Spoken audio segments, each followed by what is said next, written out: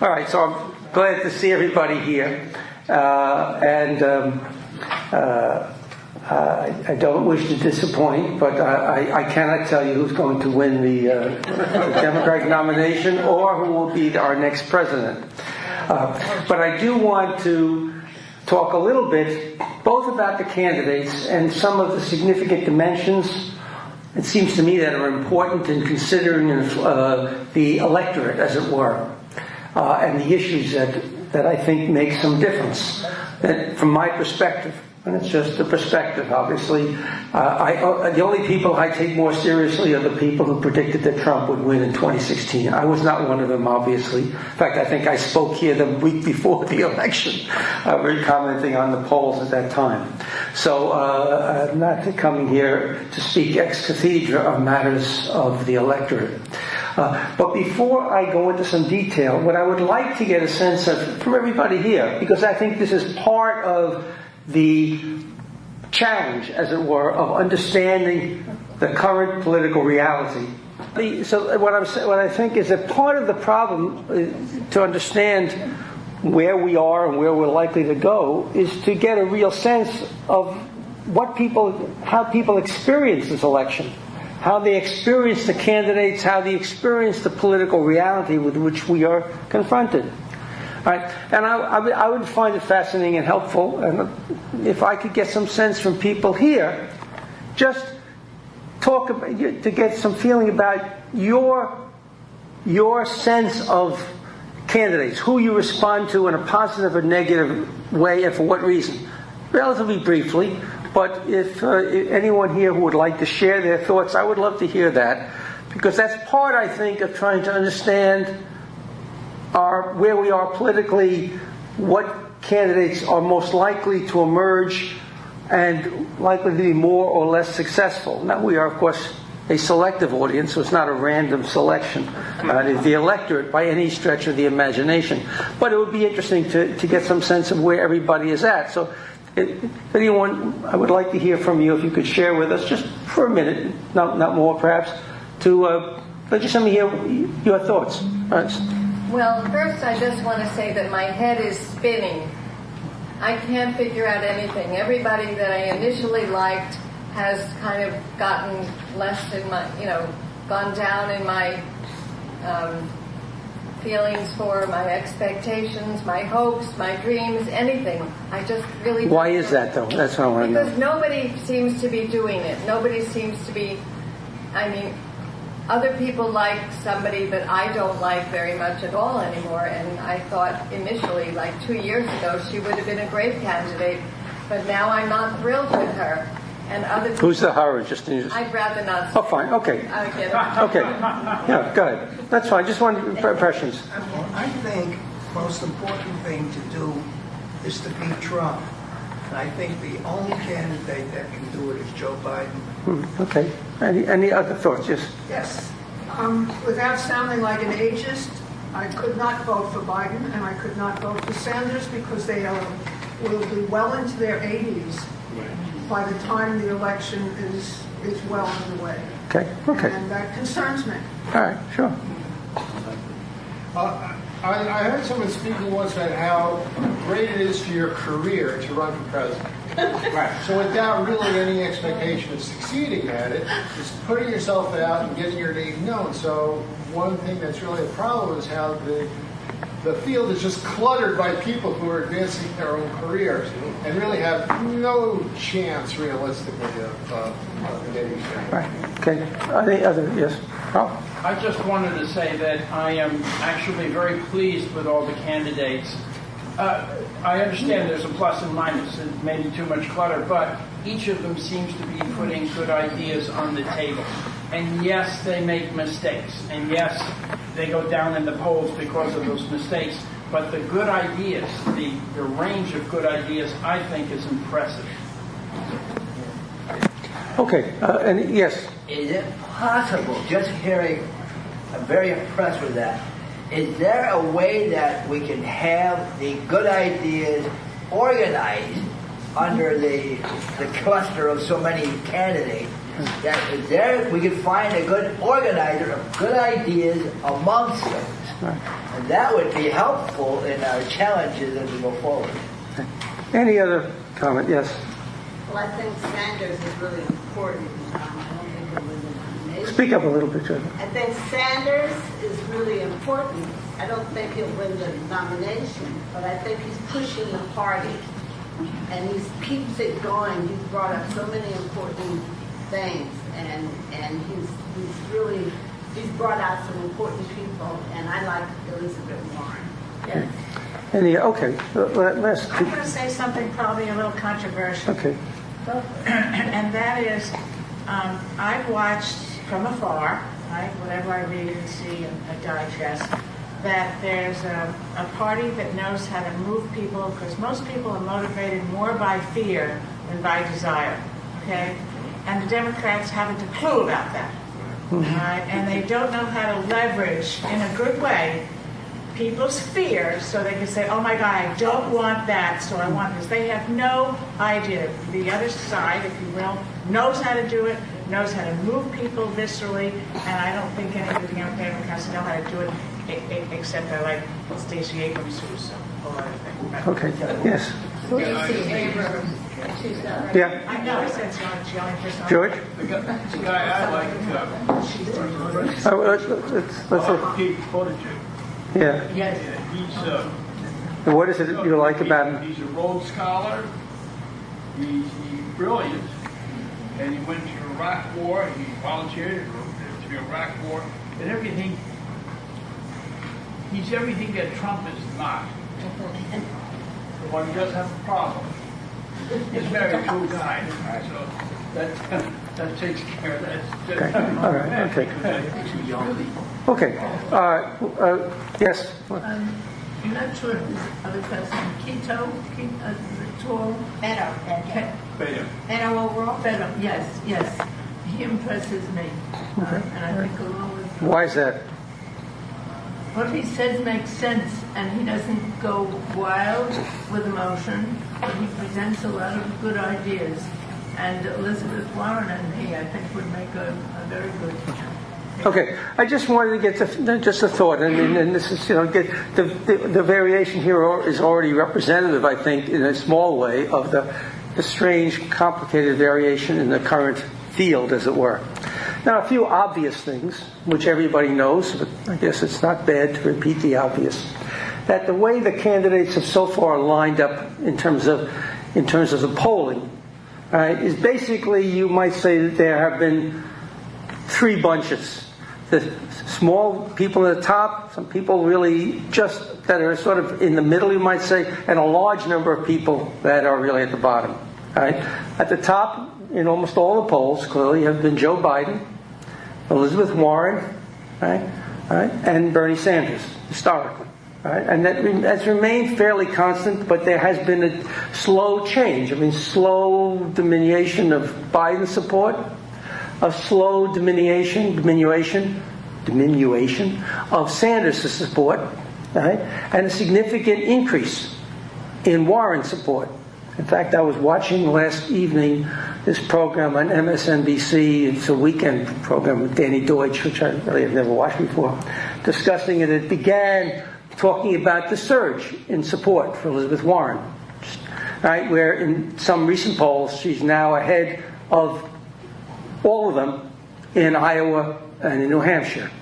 I don't know exactly which polls he was referring to. That was a main theme of his discussion. And then they were talking about how people respond to her. Right? So those three have been really in the top, more or less systematically.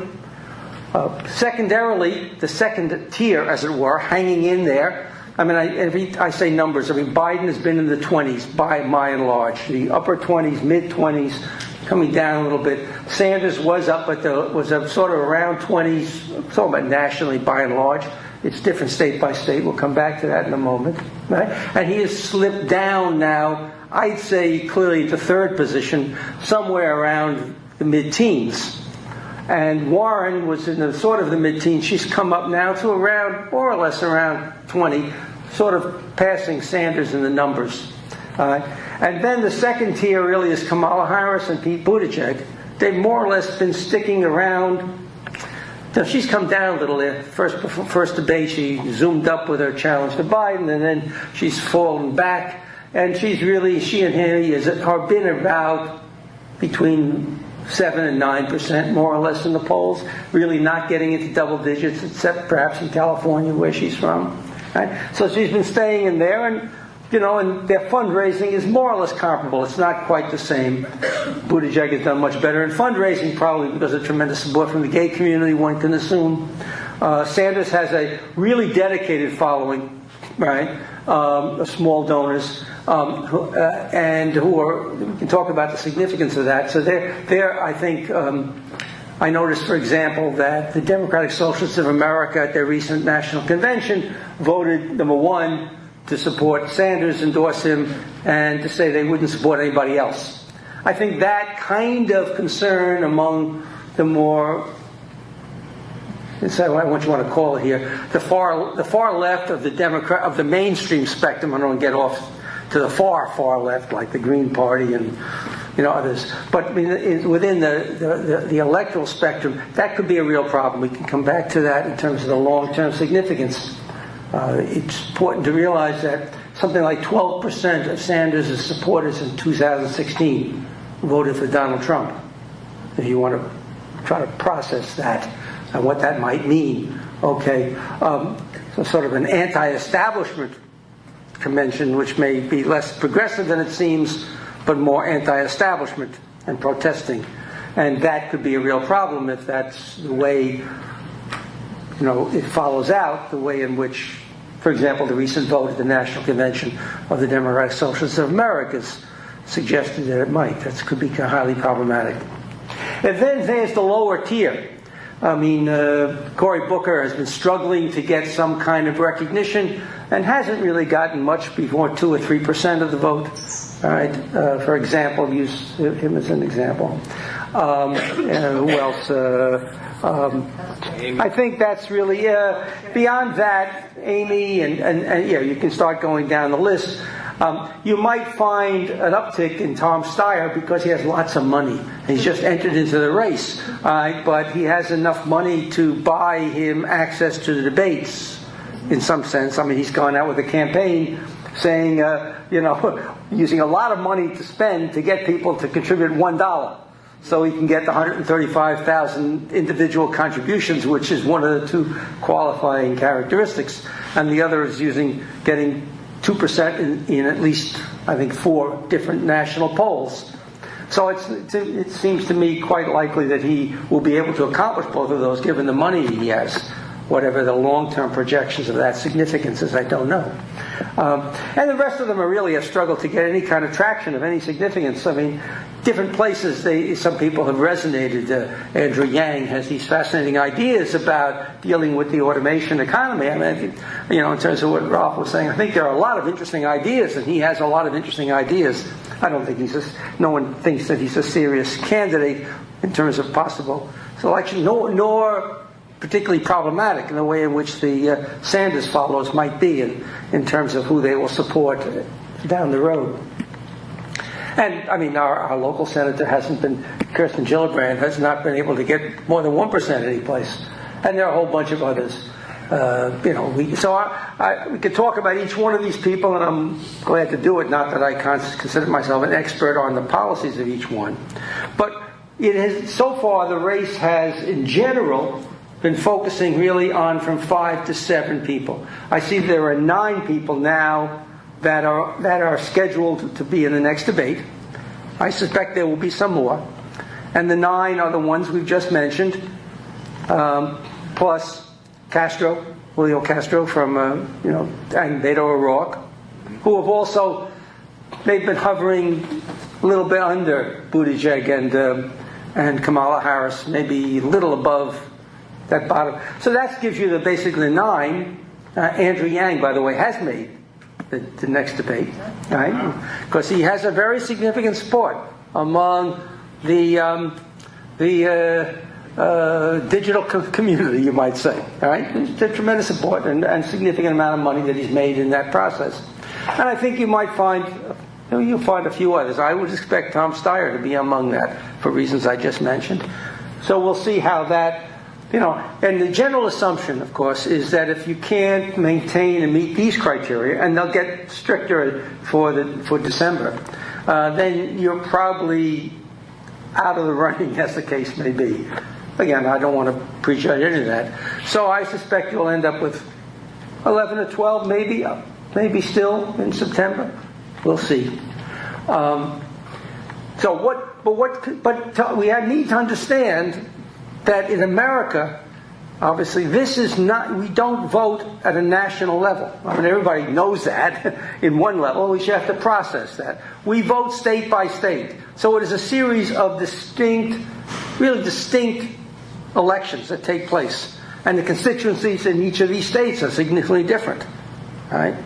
For example, there is a lot of attention paid to what happens in South Carolina, a state which is very unlikely to go Democratic under any conditions within the foreseeable future, right?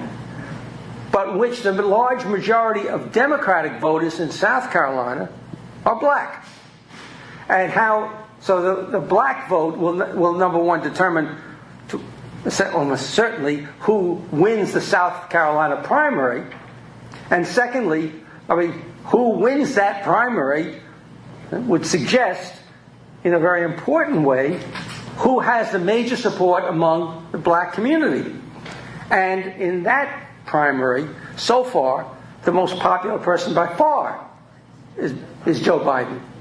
Right? Now, that's an interesting question. We can reflect on why it is that Joe Biden seems to have his greatest support among the black community. Right? But he is in the South Carolina polling so far, he suggests like he's 2-1 ahead of anybody. Right? And if we remember back in 2016, Bernie Sanders got wiped out by Hillary Clinton in South Carolina, and has generally been considered to have significant problems with the black community, as, for example, Pete Buttigieg seems to have for different reasons, having to do with the way he's dealt with the police in South Bend since he's become mayor. We could get into that also. So we have to understand that the primaries take place state by state, as of course does the general election.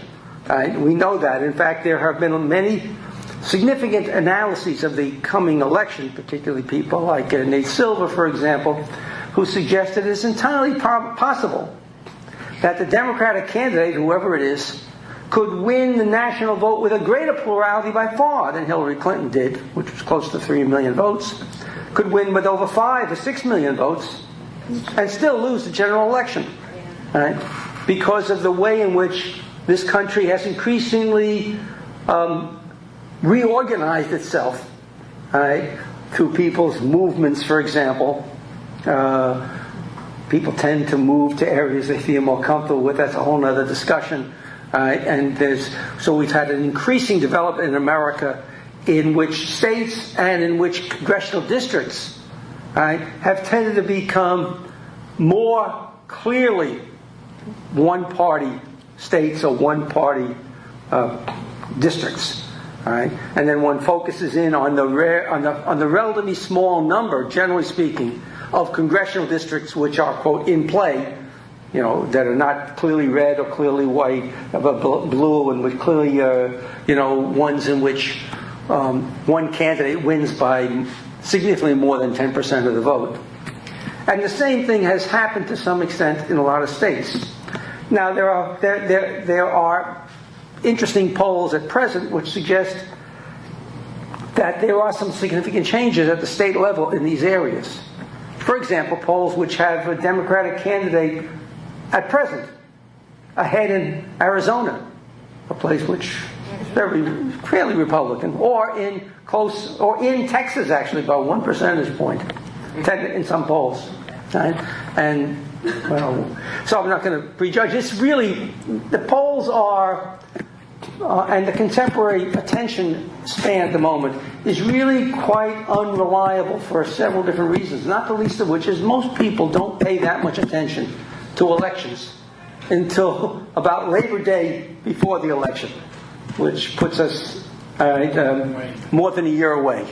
Right? And so the political activity is really led to a large extent by the most ideologically involved and the most active people in each constituency.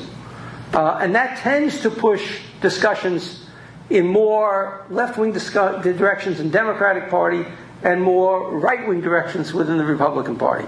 But we're not really going to talk about the Republican Party here, because we're really focusing at this point on reflecting upon the Democratic candidates and how their campaigns are evolving. And so what is it that we need to look at as we try to evaluate the race?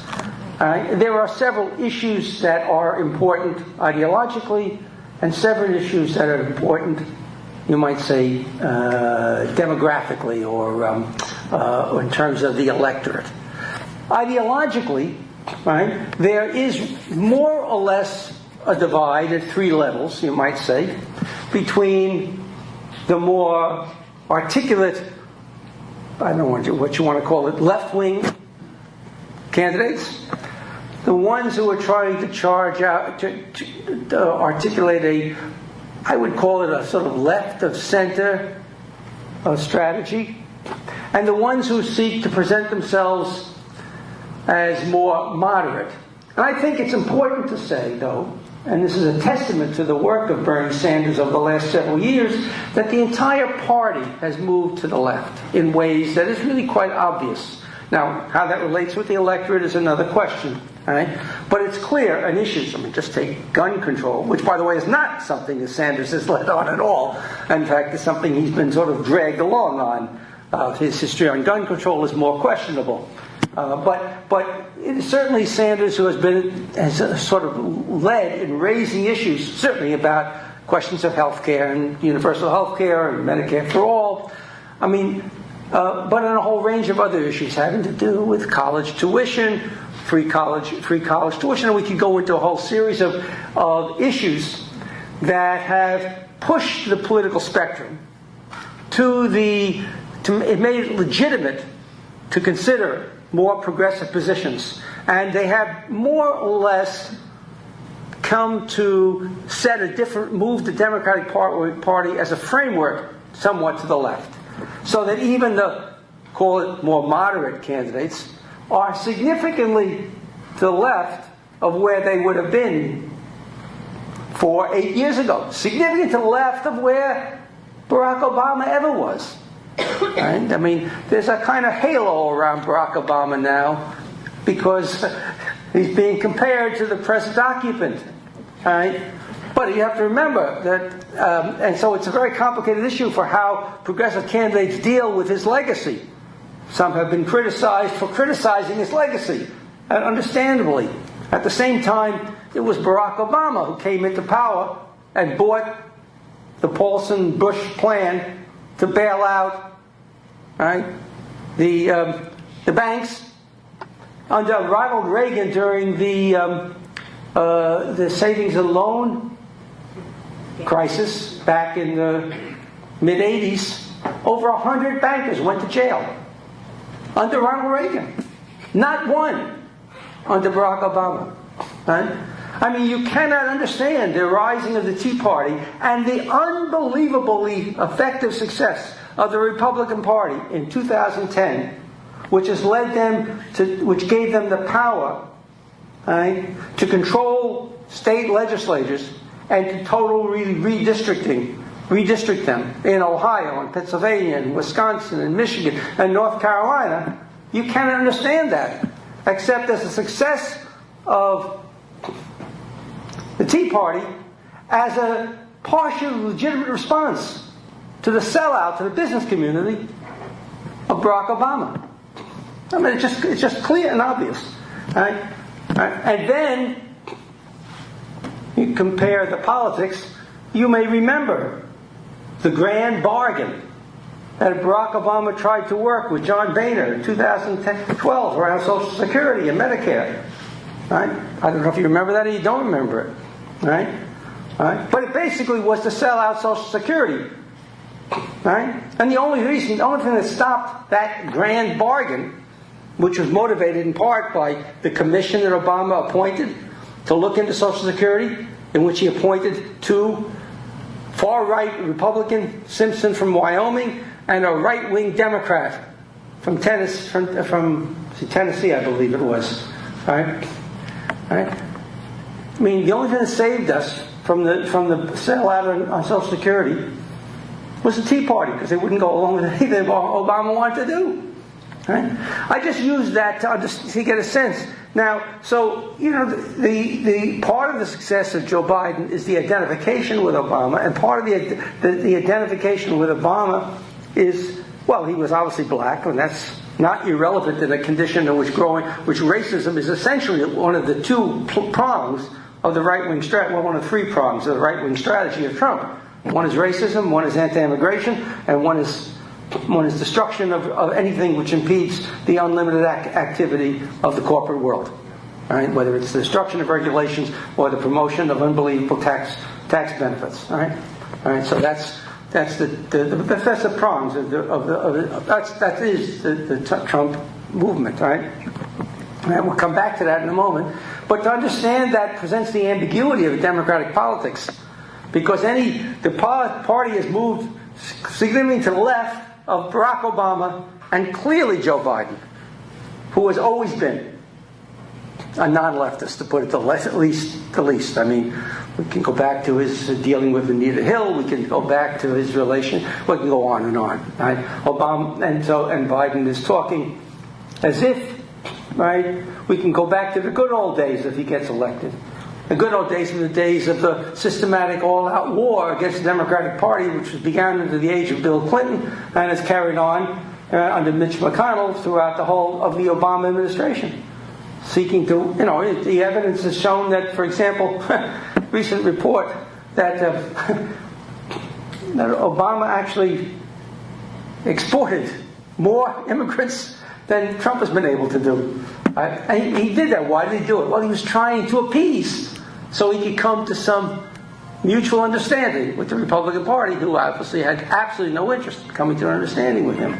And I don't know if he ever learned that message. So it seemed that, to me, in the last years of his administration, he began to seem to realize that this was like fighting a war with one hand tied behind your back. So there is a problem when you look at the politics of the Democratic Party. It has really significantly moved to the left, and the public debate has in some sense moved to the left at that point. Right? While at the same time, from the Republican Party and those who supported them, it's moved farther to the right. So the polarization is much deeper. And you're left to the question, all right, now let's look at the constituencies. Right? What are the relevant constituencies which are, quote unquote, in play? What would make the difference? It's not the electorate at large. The Democrats will win in California by millions of votes. That's not going to solve the problem in Ohio, Pennsylvania, Wisconsin, Michigan, North Carolina. Right? You look back, you look at 2018, and you say, well, what is it that led to the significance of the Democratic victory in 2018? A victory, by the way, which is underappreciated, not overappreciated. Because people talk about how the Democrats gained some 40-some-odd seats. Right? And that was an unusual amount. But people don't talk about the fact that they did that by beating the Republicans by over 9%. That has never happened in an off-year election. Right? And the only reason why it was only 40-some-odd seats and not the 60 that the Republicans gained in 2010 is because of the gerrymandering. The extensive gerrymandering. Not speak of the money question, which is also relevant to Citizens United. Right? Right. So actually the success of the Democrats in 2018 was even far greater. But it's not a success that one can take for granted. Because those districts are still the gerrymandered districts. The same as, by the way, in New York State, if we talk about the Democratic control of the state Senate, which was an astounding victory in 2018. The first time in all of our lifetimes the Democrats have really had control of the state Senate in New York State. The first time. Right? And they went from being down 32-31 in New York State to being up 39 to 32 2, I guess it is, right? And including on Long Island, which used to be the bastion of the Republican Party of the state of New York, with what they called the Long Island Nine, all Republicans in the state Senate, not one Democrat in the state Senate, right? Until Kaminsky in 2014, and that's because Dean Skelos went to jail. And then we got John Brooks in the South Shore, and that's only because he was running against our ex-supervisor's son, Venditto, who was under indictment, and ultimately has been convicted. And so, because Venditto's son was the candidate, I mean, he was probably appropriately, he tends to be, by the way, a neighbor of the Pfeiffers. He lives next door to them, basically. Well, he got tagged with the sins of his father, I think justifiably, but anyway. So we got John Brooks as a senator, right? But this year we took 4 more. Democrats did, right, in the state senate. I don't go into details on it, but those are still Republican gerrymandered districts.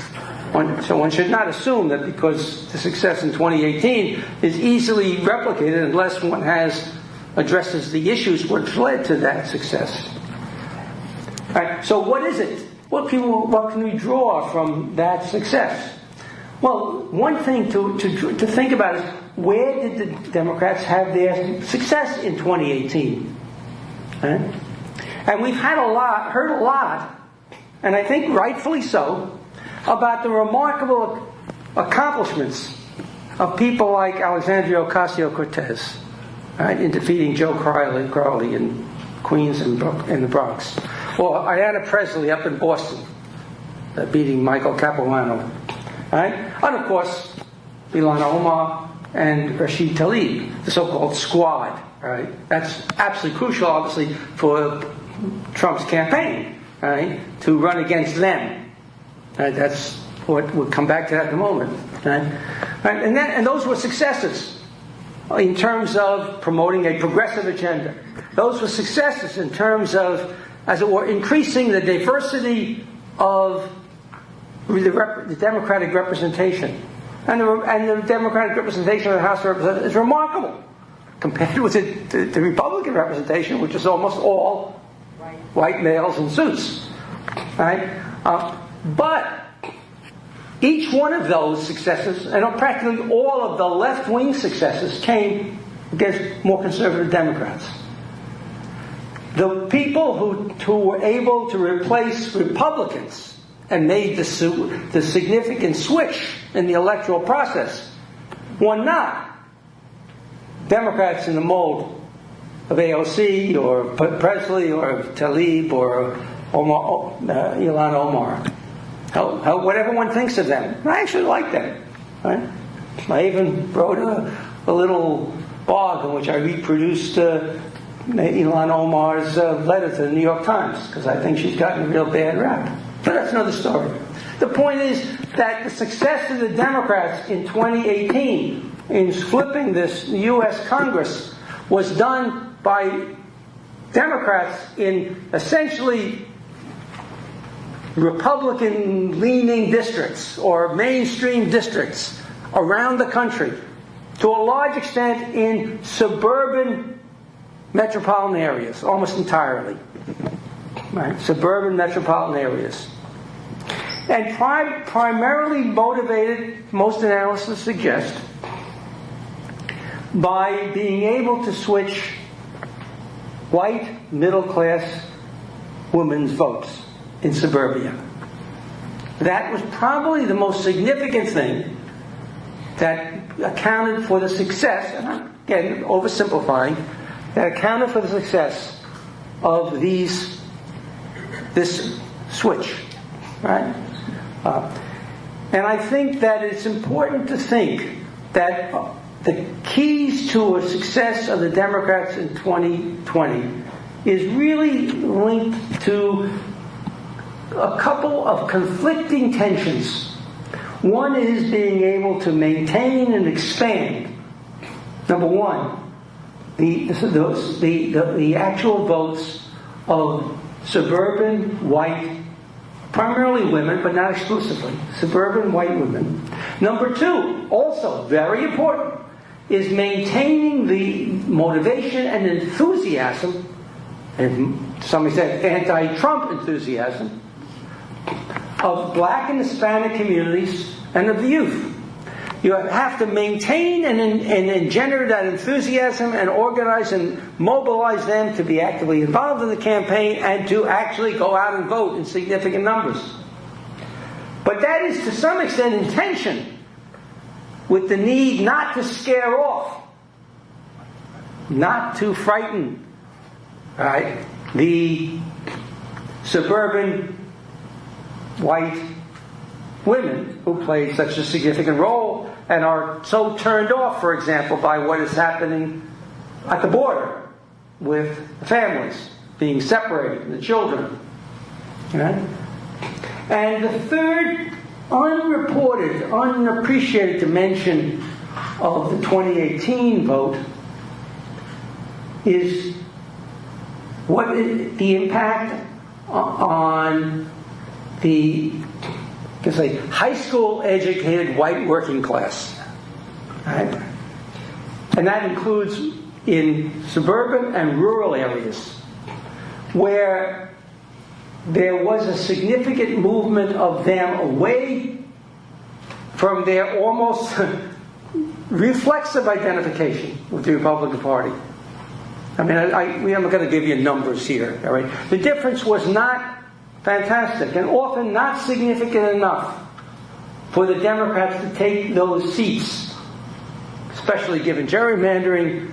And if you're down, if you lose a seat, if you had lost a seat by 65-35, and you gained 10 percentage points, and you lost 55-45, you still lost.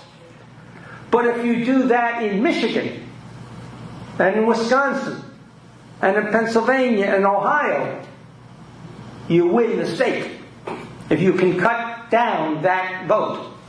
Right? So we're talking about constituencies without getting into a complicated numbers. And by the way, I would suggest, if you're interested, there are a couple of fascinating analyses of the voting patterns. Thomas Edsall tends to write in the New York Times. Usually I think it's on Wednesdays. And he's had a few different, I actually copied a few things, but fortunately I'm going to keep away from them here. But you can go, check up Edsall's arguments in the New York Times. And I refer to two particular ones. What he basically does is he follows voting patterns. He's done it for 50 years. And he communicates with key analysts of voting statistics and voting pattern behavior. And he incorporates that in his reports. And he had two of them. One is the Democratic Party is actually three parties, and that was in, I don't have the date here. Okay. And another one was, do I have it here? There are really two distinct white working classes. Right? So I bring those to your attention. You can look them up, and they're worth reading to really appreciate the electorate, which often gets lost if you are ensconced in a specific community and only hear the echo chamber which the community gives you. That is a problem I must say that I encounter regularly among the Progressive Coalition and the Citizen Action and a lot of the groups that I am involved with, who act as if Ocasio-Cortez is the second revelation. And it's just a matter of time before they take over the country. I might say a consummation devoutly to be wished, but not on the contemporary horizon. So it's important to look at that kind of stuff. And if you want to follow the polls, I would recommend the website Real Clear Politics. They do that kind of regularly. The thing I would say there is they take the polls and they always average them. I think that is quite misleading at the present time because of the volatility, the lack of attention the vast number of people have. And I think it's really more important just to see the trends that are out there. And if you average it over a few polls over 3 months, you don't get the appreciation of the significant differences that might have happened from, June to July to August. And you wouldn't get, for example, I think that the significant movement that I've mentioned about Sanders and Warren and others. But I want to come back to, and I will wrap this up so that we're on time here, to come back to distinguishing then between the ideological differences among the candidates and the constituencies to which one is appealing and what one needs to appeal to. Right? And there is a dynamic that's out there in terms of the contemporary democratic process in which you need to have large numbers of individual donors. You need to mobilize them in some way, and that requires you to be more dramatic, and given the constituency which is more involved, it requires you to be more progressive, more radically so perhaps. And for example, one example is the calling to abolish ICE, or as Castro has done, the effort to say we want to get rid of the law which treats it as a crime to illegally enter the country. Right?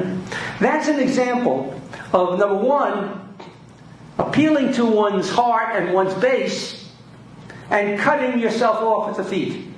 Because there's anything that the vast majority of the people in this country will not support, right, is making it perfectly okay to illegally enter the country. Why give the right that option when it's even the arguments that Castro, and by the way, Elizabeth Warren used, are self-defeating. They say, well, they got to get rid of it because Trump has been using that argument.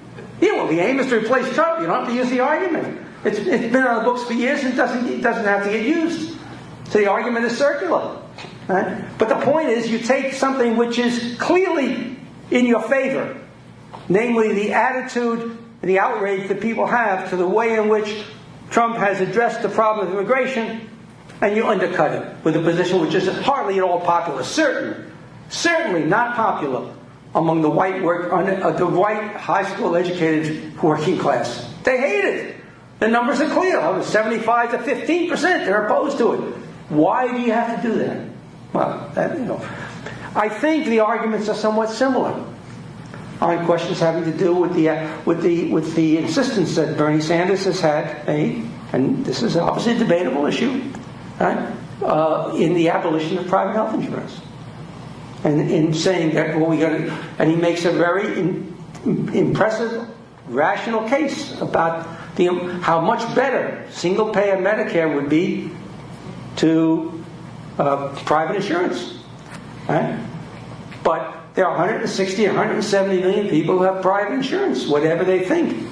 And I get from my left-wing people, yeah, but if you do the polls, you'll find they don't like their insurance carrier. If you can tell them that they will still have their own doctor, the polls change. Well, that is probably true in some sense, but that's not politically, I think, realistic in the electoral process. Right? And it's not necessary. And you want to get yourself elected, then you can fight for universal health care. Right? But to take on a position which is relatively undercuts, I mean, you could talk about what did the Democrats win in 2018? They talked about being sure that your pre-existing condition will not be an impediment. Well, you can run on that issue. You can talk about a public option. Those are all very popular. But if you insist ideologically on saying, all right, and we're going to take away your health care because we're going to give you something better, and you think the American people are going to believe that or trust that, there's no evidence for that. And you can find some polls, if you put the argument in the right way, you'll get people to say it, but that's not realistic in terms of how people respond. That doesn't address the fear factor that Judy spoke to before. Right? And there is a fear factor about what's going to happen to one's health insurance. Right? Right? So why play into it? Right? So there are really tensions and problems here which leave me personally quite uncertain as to what candidate would. I mean, I can say what policies I like best, but that's not necessarily the question of what is most likely to be effective and politically effective, and which candidate is most likely to be able to carry those policies. Right? And I don't have an answer to that question For example, and I sort of end with a few things on this. I mean, I find one of the most effective, articulate candidates, who I think could be a remarkably effective candidate, is Cory Booker. I don't like him at all. I think he's a corporate Democrat in the Obama mold, and I've already told you what I thought about Obama. Yeah. Right? I mean, Cory Booker spent most of his time trying to turn all of the education in Newark into charter schools. Right? Very close to the corporate community and his funding base. So I really don't trust him. But he's very smart. He's very articulate. He's very smooth, and he's very composed. And I think he would be a very effective candidate. Am I right or wrong? I don't know. Is it worth? Is that the path to go? Well, if you told me right away, he would win and this person would not, I'll support him, right? For obvious reasons in terms of our discussion. But I mean, is he? Do I care for his policy? Well, some of them are good. I mean, we could talk about some, but I don't want to get carried away on that, right? My personal preferences, personal, is really Elizabeth Warren. But I really think that she doesn't have the flexibility. She's been remarkable in the campaign trail, by the way. Much more effective interpersonally than people had thought. That's why she is having this significant success and may well win in Iowa. Right? I'm not sure, how much her positions will speak to the, as I said, white suburban women, for example, or that the white working class that needs to be moved to some extent and needs not to be alienated. I don't know the answers to those questions. But I am concerned about them. So let me conclude with the following. And I'm going to actually read to you a little thing I wrote, which if anybody follows in the blog that I wrote, then they will have this will remind them. It seems to me that what the Democrats are confronting is a campaign that really is mobilized around fear, obviously. There is not a positive program that speaks to the American electorate in terms of concerns, needs, well-being or health, etc. It is a campaign organized and mobilized around fear. It is attacking minority community, blacks and Hispanics. It is attacking immigration, right? And it, of course, is speaking to the economic base that supports it. Though, of course, there's tariff policies and some others do give the people in the corporate world qualms and certainly raise serious questions among the farm community. But the attachment to Trump is remarkable, and it's cult-like, and it's not clear, what its origins are, but it's fueled by resentments and hatreds, but it is not accessible by and large to rational fact, to argument or fact, clearly. I mean, that's quite obvious. And what is the amount and what are the numbers? It's not clear. I mean, some figures suggest that the cultish dimension is about 25% of the electorate. But if you follow the polls, he's really stayed somewhere between 41 and 45% approval rating. Really never gotten above that. Clearly not enough on its own to get elected. I mean, though, if it's targeted in the right areas, we've seen, I mean, in the race against Clinton, he only got about 47% of the vote, I think. Right? So clearly, Trump is building a campaign around hatred, around mobilizing fear, right? And he's seeking to make it, to identify Democrats, anti-Semitic, anti-Israel, the whole thing with Ilhan Omar and Tlaib going to Palestine, to Jerusalem, Israel, was simply, he will do that continually. It will happen every few days. It doesn't, because to mobilize that and to try and turn the campaign into an argument between black and white is the key to his success. Right? And the challenge of the Democrats in general is how to respond to the racism and the xenophobia and the destructive, fear-based nature of the policies. How to respond to that without falling into the trap, into allowing this to be a fight between blacks and whites, or black and brown and white. Because we lose that fight. 65% of the electorate is white. Right? At the most, 30% of the electorate is black or brown. I've been talking about Asians and Pacific Islanders. Right? So we lose that fight. Right? Certainly we lose it in key states, where it turns white suburban women, or white working class, relatively uneducated males, right, away from the Democrats. So you cannot fail to counter and fight the racism and the xenophobia and everything else that goes along with that. But you can't fall into the trap, right, of defending those people against us. I say us meaning the white majority. That's a challenge. That's a difficulty. And I find that a lot of people that I deal with on a basis, I think, continually fall into that trap. And in fact, tend to be in a situation where if you don't fall into the trap, you're accused of being a sellout. Right? You're not defending the oppressed, the marginalized, adequately and sufficiently. That's a real challenge that's facing us. And I don't know how well we're going to deal with it. As I mentioned, the DSA vote, Democratic Socialists of America, saying they will not support. That's what they said, and hopefully that will change. They will not support anyone else but Bernie Sanders. Right? I think, from my point of view, there is no way Sanders gets the nomination. I do not think there is any way really that Biden gets the nomination. I think, but that's another question. It's just a projection on my part. I think the more one sees him, the less one likes him, if you try to follow what he thinks and says. But that's another story. But it's not clear to who can emerge in a way which will galvanize the galvanizable, mobilize the mobilizable, and not alienate the non-alienable. And I think I'll just leave it at that.